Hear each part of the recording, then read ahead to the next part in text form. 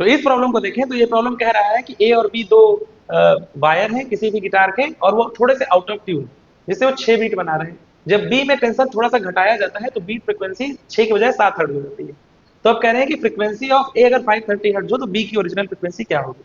तो बी की original frequency जो पॉसिबल है, चूंकि मैंने कहा कि जब कभी ऐसा कुछ हो तो आप ये नंबर ऑफ बीट्स जोड़ और घटा के आंसर चेक कीजिए। तो 530 में आप ये 6 जोड़ भी सकते हैं और घटा भी सकते हैं। मतलब हमारे पास दो पॉसिबल आंसर हो सकते हैं, मतलब आइदर बी जो है 536 हर्ट्ज है और या 524 हर्ट्ज है। अब जरा देखिए, चूंकि इस क्वेश्चन में एक खास बात हो गई है कि उसमें 536 वाला ऑप्शन ही नहीं दिया, तो 524 वाला सीधा हम आंसर मार देंगे।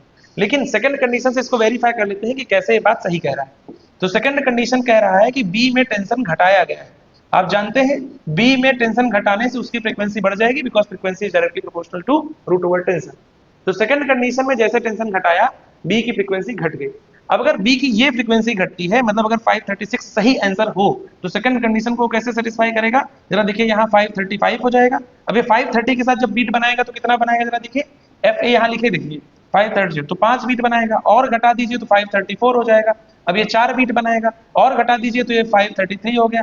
अब जरा देखिए इसमें 3 ही बीट हो गई, तो नंबर ऑफ बीट्स घट रही है, जबकि नंबर ऑफ बीट्स को बढ़ाना है। तो 524 हर्ट्ज वाला ऑप्शन अगर सही हो तो यहाँ इसकी फ्रीक्वेंसी घटने पर ये 523 हर्ट्ज हो जाएगा, मतलब 7 बीट बनाएगा, और इसी समय क्या हो जाएगा, याद रखिएगा आंसर हो जाएगा। That means 524 hertz second condition को करेक्टली क्या कर रहा है, सेटिस्फाई कर रहा है। That's why our answer is 524 hertz. इस क्वेश्चन में सेकंड कंडीशन को वेरीफाई करने की कोई जरूरत नहीं।